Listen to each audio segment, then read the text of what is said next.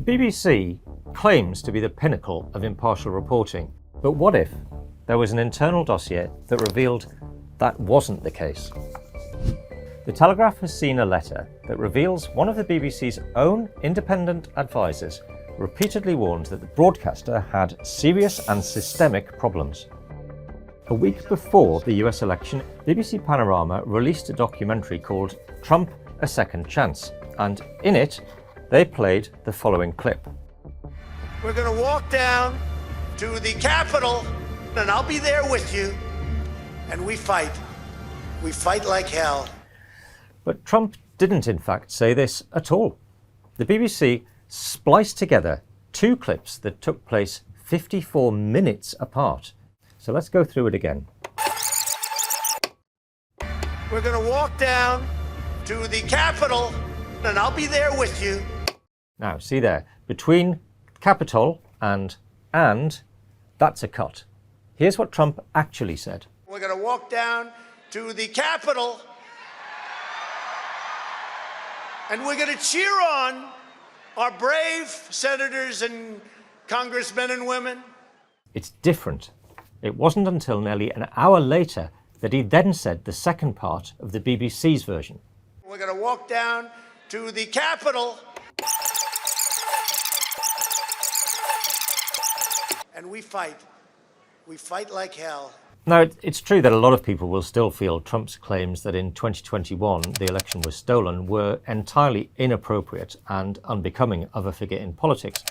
But irrespective of your personal views on Trump, the question remains, how is a national broadcaster funded by taxpayers on the premise that it will provide impartial reporting allowed to splice together content in a way that one of its own advisors said materially misled viewers?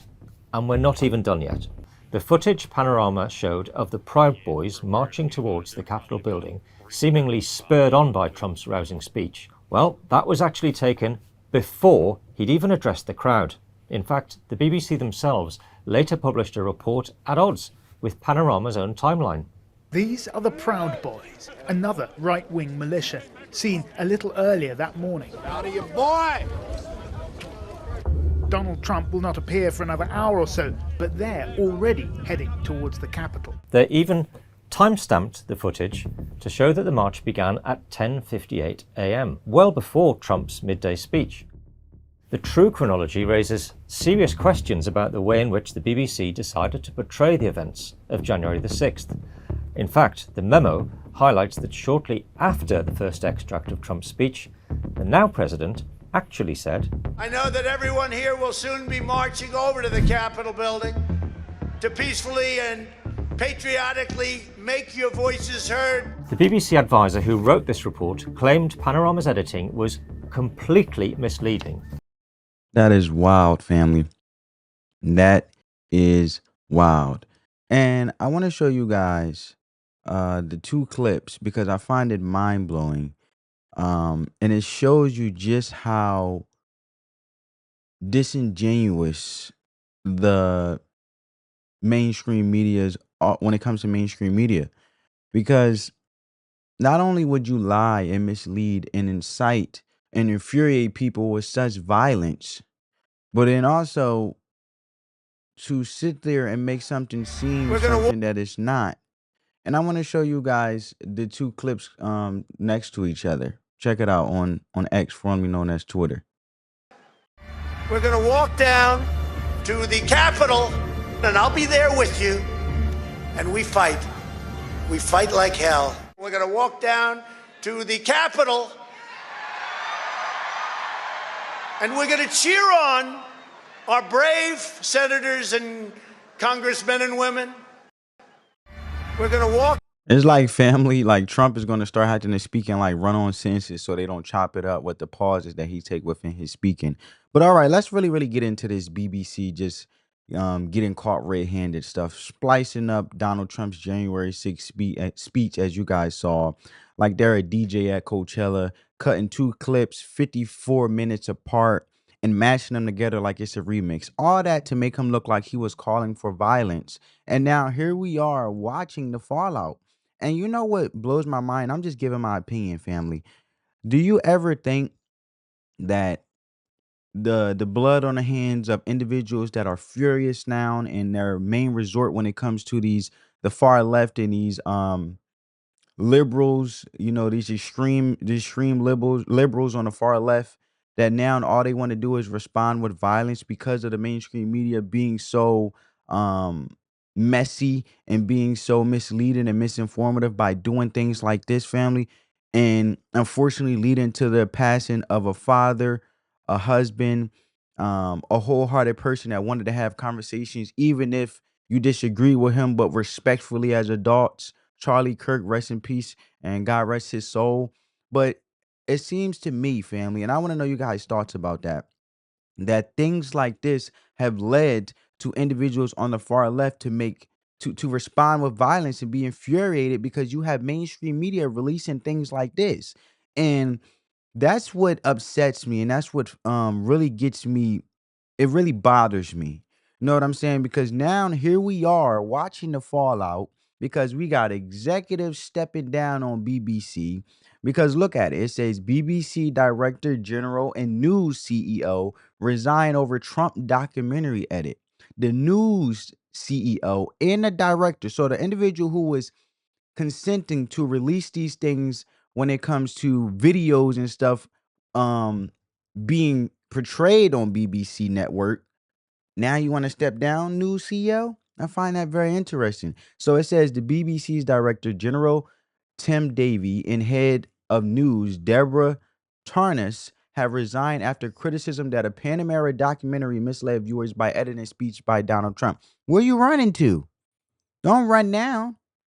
Take the full-fledged accountability. Don't resign. And you look, you were strong when you released that footage, chopping it up to make it what you wanted to be, tugging on the heartstrings and misleading Americans in the midst of an election, which I believe is election interference. Let me know what you guys think down in the comments below.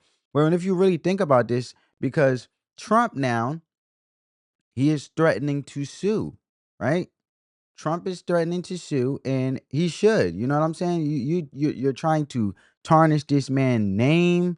You're trying to kill his legacy, and it's mind blowing to me that. And this is on the Associated Press article because it says Trump's $1 billion lawsuit threats cast shadow over the BBC, but it could also be a bluff. But this is the Associated Press. So now, when you look at it from the letter of the lawsuit, this is what Donald Trump is saying, right? Trump could still bring a defamation claim in several United States, and his lawyer cited Florida law in a letter to the BBC. Filing a lawsuit and demanding money is one thing, but prevailing in court is much different. To succeed, Trump will have to clear many hurdles to get a case before a jury. Yeah, okay. I don't think that's going to take long. So the demands, right? Trump lawyer Alejandro Brito threatened BBC with a defamation lawsuit for no less than 1 billion. The letter spelled out the figure and used all 9 zeros in numeric form. And the letter demanded an apology to the president and a full and fair retraction of the documentary, along with other false, defamatory, disparaging, misleading, or inflammatory statements about Trump. Now, we all know that they're not going to do a public apology. If they do apology, they're going to try to do it on a low where it's not actually showcased in front of the American people, because they know now that the American people, they lost their trust of the American people. For this to come out, you should be ashamed of yourselves, BBC. And it also said that the president should be appropriately compensated for overwhelmingly financial and reputational harm. And I have to agree with that. We all know that the mainstream media is basically wants to prop up the DNC when it comes to the Democratic Party, and really make sure that they stay in power. And we all know they're being bought. These mainstream media networks are being bought to prop up the Democratic Party to stay in power at any cost, even if it's misleading the people, which is not true journalism, which is a shame. That's why you have to do your own research. And a lot of individuals that are talking points and coming at Trump and saying bad man orange, orange man bad Trump, and having Trump derangement syndrome are feeding into the CNNs, the MSNBCs. Like I like to call it MSND, MSND or MSDNC. I like to call it NBC, ABC, you name it. So the letter cites Florida's defamation statute that requires a letter be sent to news organizations 5 days before any lawsuit can be filed.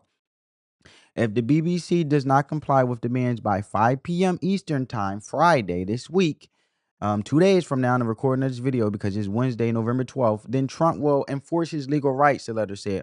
And I believe that Trump should attack every single mainstream media that try to defame and do reputational harm. And I believe also because I'm not sure if you guys heard of this guy a little bit, and I want to share a little bit. I know I'm jumping around a little bit, but it was this guy. Um, what's his name? He said that Trump should stop feeding into mainstream media because he's bigger than that. Because it's like Trump is basically giving power to a mouse. You know what I'm saying? And I gotta agree with it.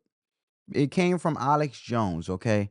And I want to show you guys something, and we're gonna get back to the BBC. I know I'm just jumping around a little bit, but I feel like it's important because I think this is part of the plan that Donald Trump is doing, attacking these mainstream medias, making them be held accountable, but also restoring the trust for them to actually uphold the very thing and the purpose of which they are created for as a network, which is journalism, which is means stop being biased to the Democratic Party or any party and just speak on the facts and inform the American people with truth and let them make an informed decision of themselves. But no, since are biased, and you wonder why Trump calls it fake news, because this is a prime example. So now everybody who is making Trump delusional, oh, Trump just mad because he's a dictator and he's a king. Well, if that's the case, then why is this truth coming out? Right?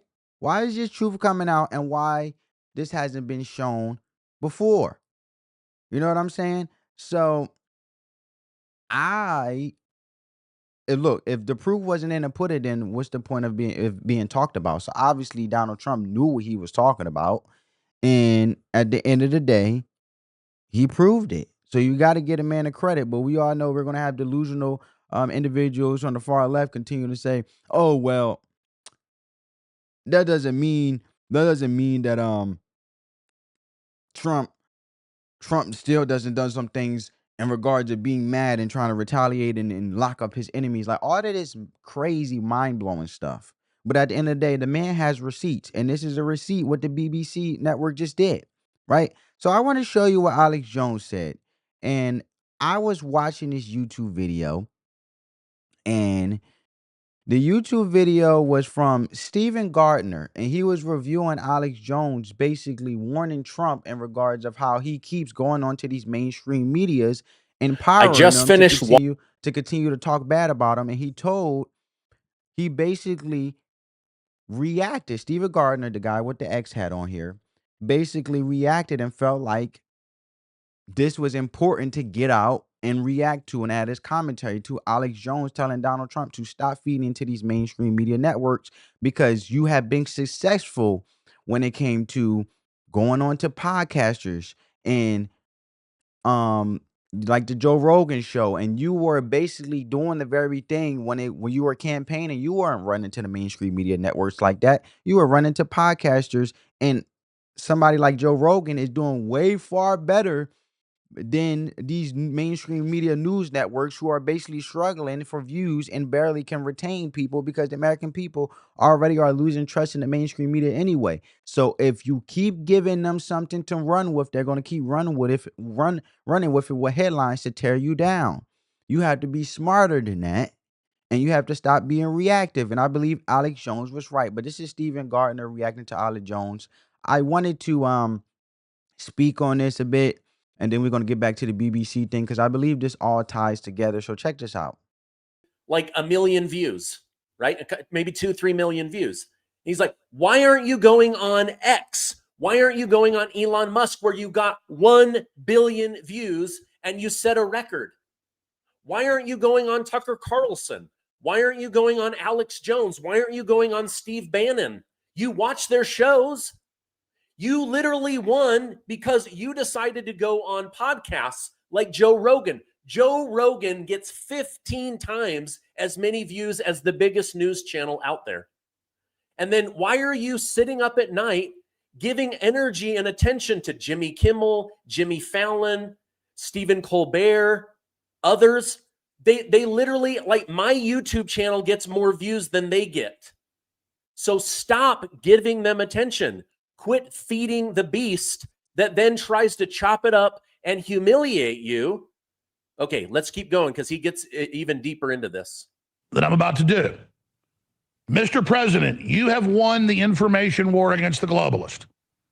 The left has its back broken worldwide. Populists are being elected everywhere. It's why they've now mysteriously, killed 30 plus AFD members every time they're about to win an election. All they've got left now is killing us or censoring us. So you're riding a wave of populism. You've got great energy, great focus, great clarity, but you do not understand new media, and you don't understand the metrics, that it's not just giving it a run for the money like he did Joe Rogan right before the election. And he goes, wow, these podcasts are really giving the corporate media, or, really giving the mainstream media a run for their money. It was a quote like that. No, we're not giving them a run for their money. We're running circles around them. They've done the numbers. An average Joe Rogan podcast has 30 times a CNN show. That's an average one. This show today, this broadcast, will have more viewers than all CNN shows today combined. Their average show has... he has a point. Look at Benny Johnson, another conservative, very informative political commentary YouTuber. Look at Charlie Kirk, God rest his soul, the biggest impact he had with Turning Point USA and building this company from the ground up and impacting young individuals like myself to really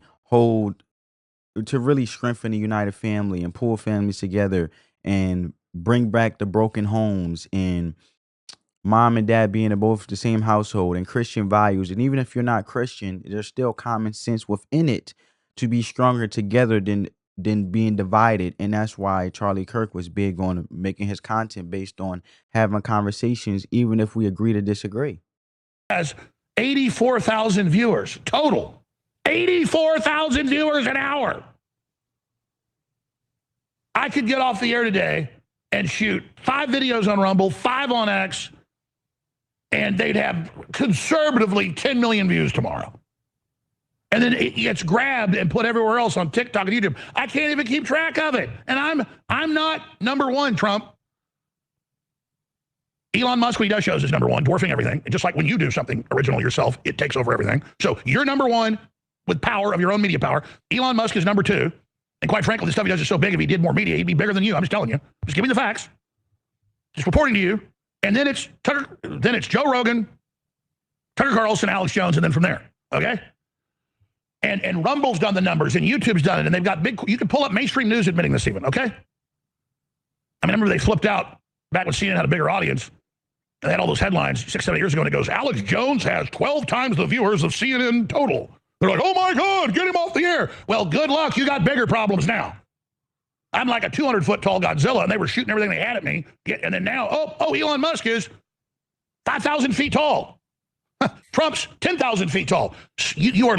He has a point. Trump is the most biggest influential, not only the most transparent president in history, but the most influential. Wasn't Donald Trump even resonating with young voters on TikTok? You know what I'm saying? So he had the idea of innovation, but then he drew back to his old ways within entertaining these mainstream media networks, who we know are against you and is trying to spread, like BBC, propaganda and misinformation to prop up the Democratic Party. So you can't sit there and campaign and do it the right way and then fall back into your old ways and then entertain the very thing that's trying to bring you down, which is these mainstream media networks. You got to starve them to death, expose them, but then also you're ruining your reputation, because that's what they're trying to do.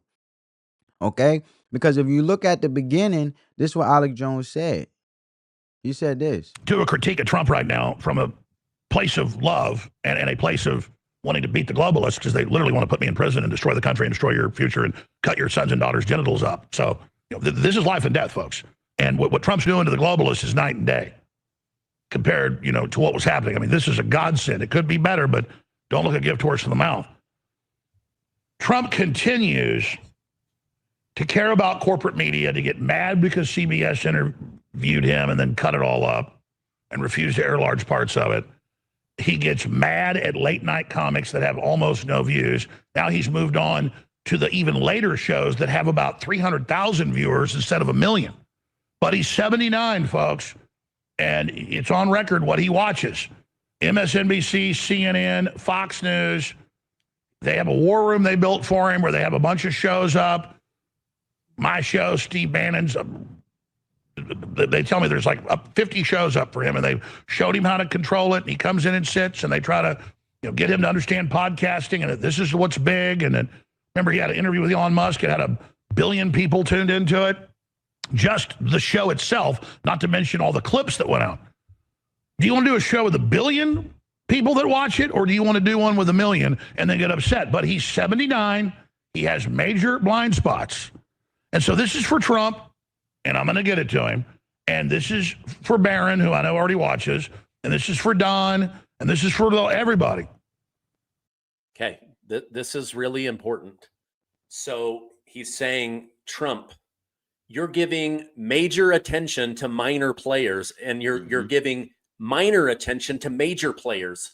So President Trump goes on, does this incredible interview with 60 Minutes, and then they chop it up the way that they want to chop it up. And he gets really mad at them, and then the video ends up getting like 1 million views, right? Maybe 2-3 million views.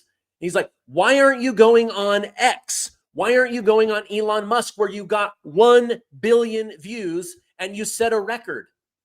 Why aren't you going on Tucker Carlson? Why aren't you going on Alex Jones? Why aren't you going on Steve Bannon? You watch their shows.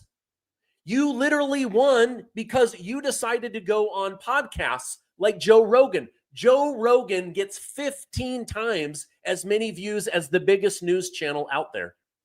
And then why are you sitting up at night giving energy and attention to Jimmy Kimmel, Jimmy Fallon, Stephen Colbert, others? They literally, like, my YouTube channel gets more views than they get. And I agree. You know what I'm saying? I get it's the game of politics, so you have to be informed on both ends of the thing, good and bad. But entertain the positive, more of the good in individuals that's going in the direction you're going in.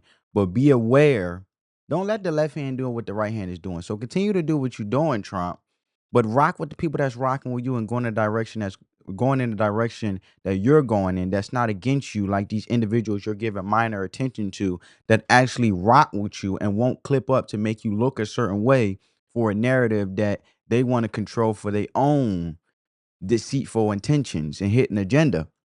But also, you can see the MSNBCs and all of that, the ABCs, CNNs, so you know what the people are saying on the other side of the room who are against you, and you every thing doesn't have to be a reaction. You never react honestly. You respond accordingly. So you can respond accordingly, Trump, but also you'll get the sentiment from both sides because you're being open-minded. But continue to rock with the people that's rocking with you, and the individuals like the mainstream media that keep tearing you down. At least you get the sentiment, and you get the sentiment of the people on that side who is continue to be deceived, and you continue to stir the boat the right direction in what you're doing, because Trump is doing a lot of phenomenal things. But if you keep justifying and keep correcting the individuals who are intentionally tearing you down, it's going to look like you're guilty because you keep giving them so much attention versus the people you rocking with, and that's rocking with you. So you can level the playing, entertain the people that's really rocking with you, but also get the sentiment of other people that's not. And when it's time for you to respond, you respond. You never react, because emotions take Trump's logic at that point. So let MSNB say, oh, Trump is a king or whatever the case may be. And through your actions, the more you starve them of attention, because the best response is no response to individuals that keep tearing you down. But if you keep rocking with people that's rocking with you, and then the country is going in the right direction, you're feeding them and starving them of lies and headlines to create, because you're not even going over there to that side of the room, but you're still looking over there to get the sentiment of that side of the room, so you can adjust how you're going to be moving accordingly for the best interest of American people. That's all that is. And I felt that was beautiful. I felt Alex Jones had an amazing point. Let me know what you guys think about that. Now to get back to this BBC thing, because I believe it all ties together. I told you guys the demand of what Trump demanded, as you guys can see in Associated Press article. You guys can look it up yourself. But this is the lawsuit. Now, I want to have a conversation before we get to this clip with Elon Musk. BBC got exposed. But it ain't just for some documentary edit. This is about trust. This is about propaganda. And this is about who's paying for the lies. Because here where it gets disgusting. The BBC network is publicly funded. The British people, and yes, even Americans too, are paying for this outlet to function. And what are we getting back? Lies, manipulated clips, and narrative spinning political edits disguised as documentaries. So let's break this all the way down for the people in the back. How does BBC gets paid? And why you might be helping funding it without even realizing. First off, in the UK, every household that watches or records live TV or uses BBC iPlayer, which is a subscription or whatever the case may be, is required by law to pay what's called the TV license fee. And that's around 150 per year, 159 pounds. In US dollars, that's $200. And it's not optional. And if you live in the UK and you don't pay it, you can be fined. And you can be taken to court in the UK. And it's one of the only systems in the Western world where the government literally forces you to fund the media whether you trust them or not. And that license fee money that funds the BBC's content, operations, everything, they love to say it keeps us independent. No commercials, no corporate sponsors, just pure people-powered journalism. But here's the kicker. What happens when that people-powered journalism starts lying to the very people paying for it? What happens when the independent media is using taxpayer money to push a biased political agenda? Right? Like the Democratic Party. I mean, didn't we already see that the Democratic Party was basically propping up the party by taking taxpayer dollars to make sure they push out narratives against the Trump campaign and things like that? Right? I mean, do we have to try to find it on X?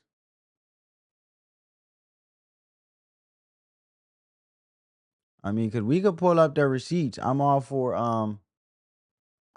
making sure that we could look. Doge finds $2 billion in taxpayer funds earmarked for Stacey Adams link group. Now, and this is Stacey Adams. Obviously, she's a Democrat, but I'll give you a better one. This is California, right?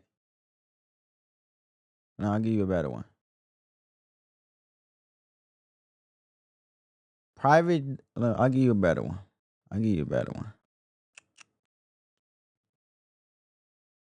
Okay, listen up. Now, Mr. Musk started with the USAID. That handles a lot of foreign aid for America. American people are very generous. But I'll tell you what Mr. Musk discovered. I find it fascinating. He discovered that the American taxpayers are giving money to Afghanistan. He found that we are giving money to Yemen. He found that we are giving money to Syria. I didn't know that. Some of our foreign aid is going to Yemen, Afghanistan, Syria. He found that the USAID has 10,000 people. 10,000 people, employees. And every year they give away $40 billion. He found that the USAID gave money to support electric vehicles in Vietnam. Our money, taxpayer money. He found that USAID gave money to a transgender clinic in India. I didn't know that. I bet you the American people didn't know that.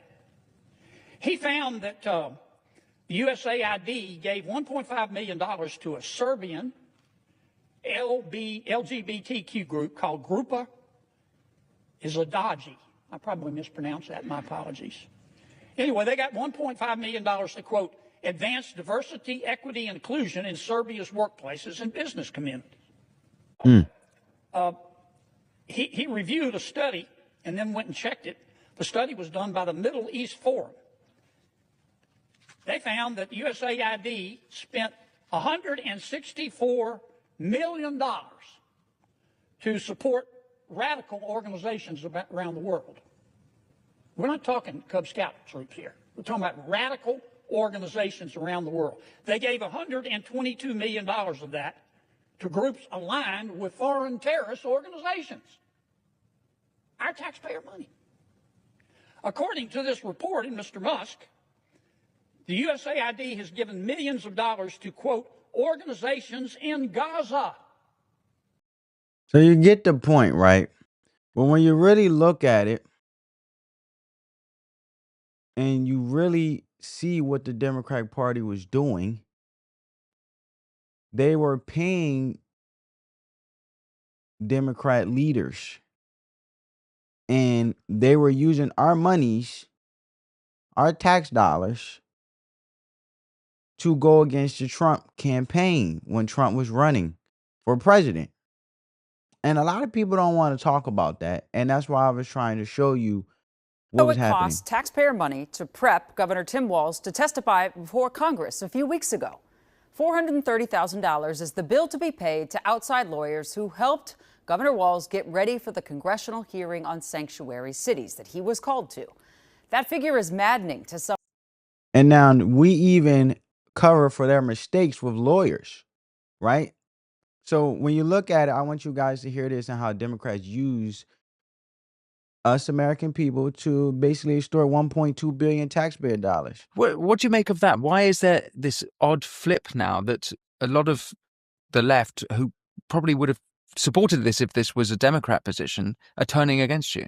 The reason that they didn't support it and the reason they didn't do it is, again, it's one of the ways in which massive amounts to federal money have been laundered through organizations and back into the DNC coffers.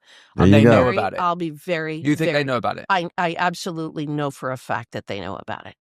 When you look at the NGOs that we have been funding to support the invasion on our southern and northern borders, when you look at, I'll name them, Catholic Charities, you look at these various organizations.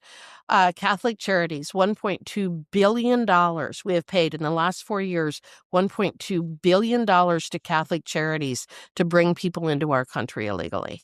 Okay? That portions of that money is going right back to the DNC.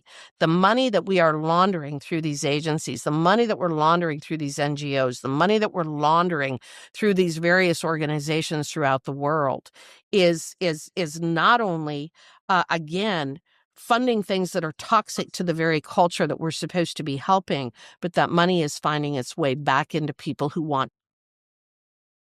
There you have it, folks. There you have it. So why do you think that the Democratic Party was fighting so hard when Donald Trump basically dismantled USAID? And then you heard Mr. Elon Musk had basically audited USAID because taxpayer money was actually going to places we didn't even know about in other countries. So that's why I wanted to show that, because I find it very interesting that the media is using taxpayer money to push a biased political agenda. And not only did I wanted to prove that to you and show you with receipts on how the money is being allocated and how it was going against Trump when Kamala Harris was campaigning, and they were basically using these monies to prop up the people in the Democratic Party they wanted to keep in power to fight against Trump when it came for Trump running again for his second term. And now I want to get to the money because I find it very interesting. Before we get to this Elon Musk clip, I wanted to basically have this conversation in regards of, let me see. Here we go.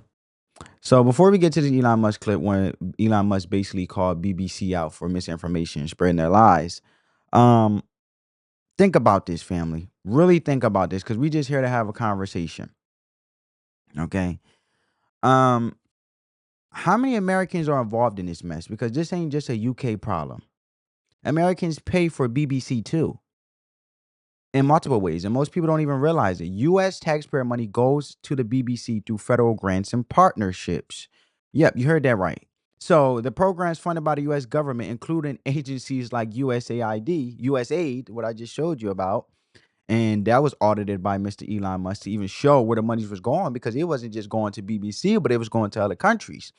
But the USAID, State Department media programs, and even public diplomacy partnerships that sent millions of dollars overseas to support media and democratic messaging in other countries. So you think all that cash gets carefully tracked? Nope.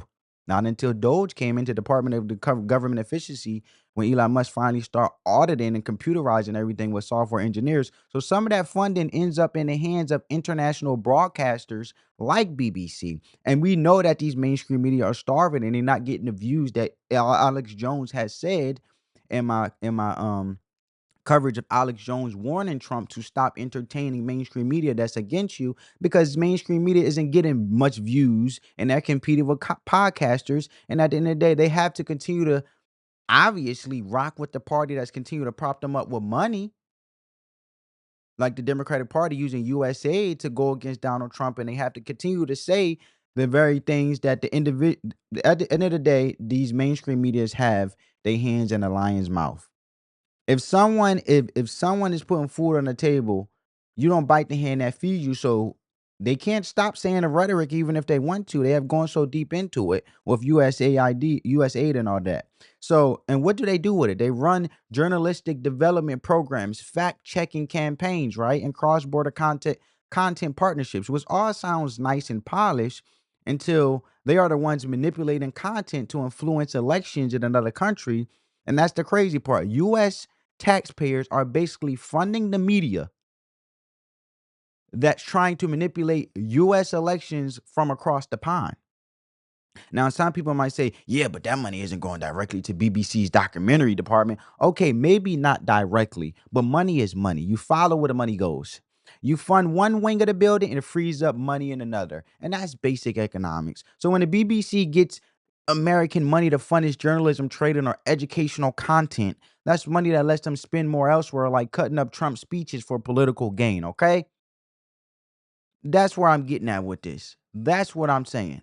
So when you really look at this thing, bringing it all back to the core point, the BBC cut Trump's January 6th speech to make it all sound like he was calling for violence, and the edit was then broadcast in a documentary called Trump a Second Chance, days before a U.S. election. That same documentary used footage of the Proud Boys that you guys just seen in the beginning of this video marching towards the Capitol, without telling viewers the footage was recorded before Trump even started speaking. And they didn't just mislead, they manufactured a story.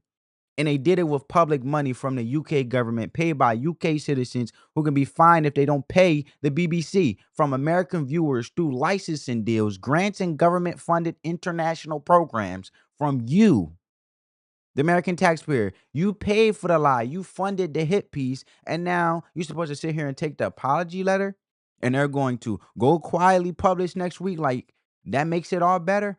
Nah, but check out Elon Musk, because I found it interesting when he held them accountable. I mean, I would only just add that, you know, we have spoken to people who have been sacked that used to be in content moderation, and we've spoken to people very recently who were involved in moderation, and they just say there's not enough people to police this stuff, particularly around hate speech in the company. Is that what hate speech are you talking about? I mean, you use Twitter, right? Do you see a rise in hate speech? I mean, but just a personal anecdote. Like, what do you? I don't. Personally, for you, I would see I get more of that kind of content. Yeah, personally. But I'm not going to talk to the rest of for the rest of Twitter. So you see more hate speech personally? I would say I would see more hateful content in that. Content you don't like, or hateful? What do you mean to describe a hateful thing? Yeah, I mean, you know, just content that will solicit a reaction, something that may include something that is slightly racist or slightly sexist, those kinds of things. So you think if something is slightly sexist, it should be banned? No. Is that what you're saying? I'm not saying anything. I'm saying. Well, I'm just curious. I'm trying to understand what you mean by hateful content, and I'm asking for specific examples.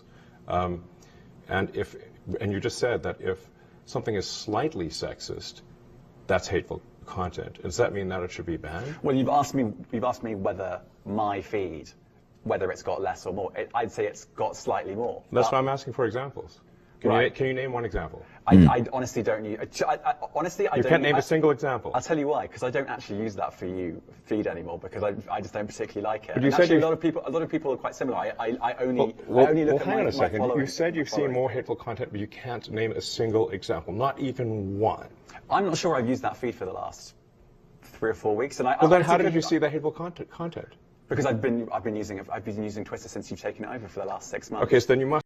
Anybody who uses social media and see hateful content, that sticks with them and they can't unremember it, and they like, yo, I can't believe this is going on. I can't believe people are saying that.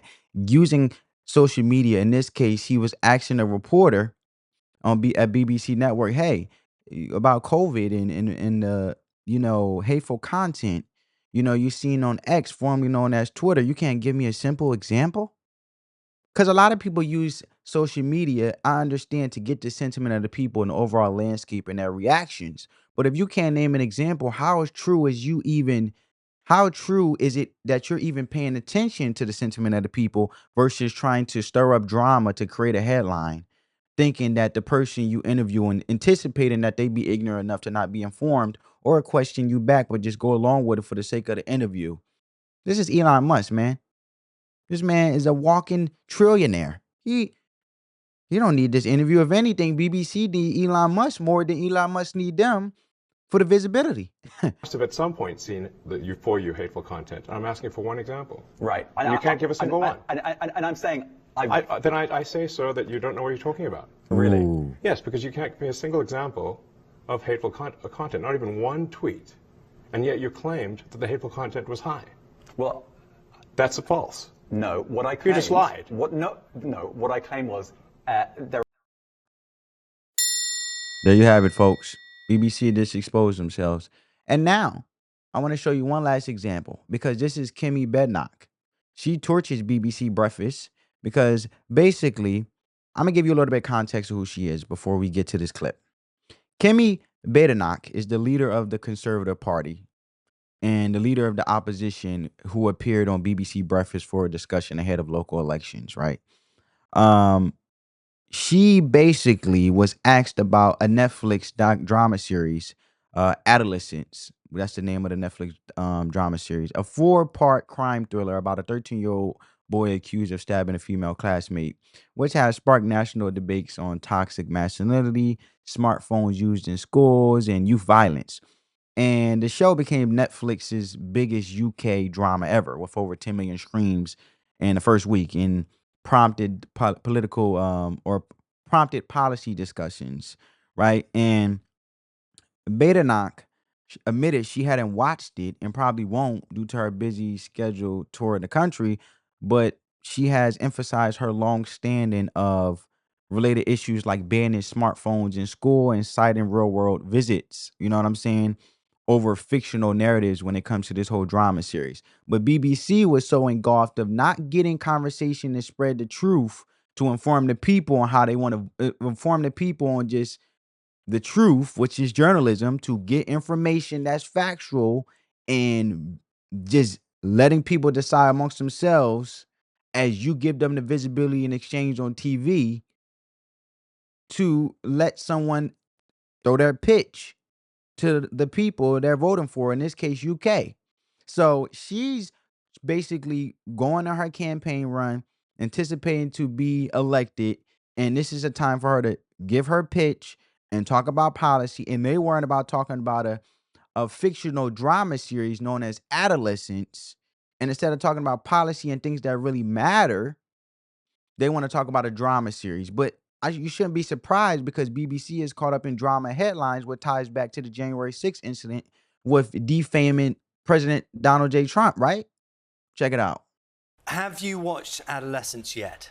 No, I haven't. I probably won't. It's a film on Netflix, and most of my time right now is spent visiting the country. It's a 4-part series on Netflix, and everyone is talking about it. It is prompting conversations about toxic masculinity, smartphone use, young men feeling that they're being ignored, the idea of misogyny being increased in school. Why would you not want to know what people are talking about? Well, I think that those are all important issues, and those were issues that I've been talking about for a long time. But in the same way that I don't need to watch Casualty to know what's going on in the NHS, I don't need to watch a specific Netflix drama to understand what's going on. It's a fictional series. It is not a documentary. What I've been talking about recently, for instance, is banning smartphones in schools. I've been going to schools all around the country. I was in Evesham just yesterday, talking to head teachers, talking to the students, and they talk about the problems that phones are causing. The difference this documentary has made compared to, say, a politician,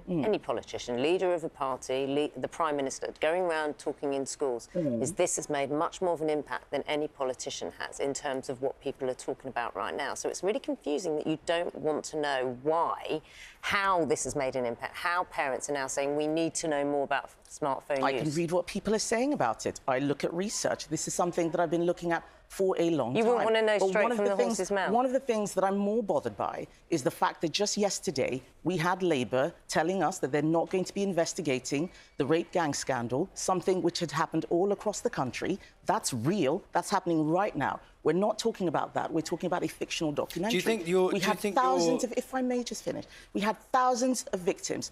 Female victims, those are girls, young women, and some boys too. I met the mother of a boy who killed himself after being a victim. I want to talk about that because that is real. And yes, I'm glad that the Netflix drama is something that people are talking about, but it is not the only thing. There are many other things that are going on. And my job as opposition leader is to hold the government to account, get them to hold a full national inquiry on what is one of the biggest scandals in our country. Shout out to her, man. And she was obviously, she's a British politician and she was running for an election. And she's part of the Republican Party, aka Conservative Party. But she held her ground, man, and she said what she needed to say. The best way to resonate with people and gain a vote is you have to get on the ground. You have to get out and talk to people, not read drama series, not watch a drama series on Netflix, okay? That's not going to resonate with the people.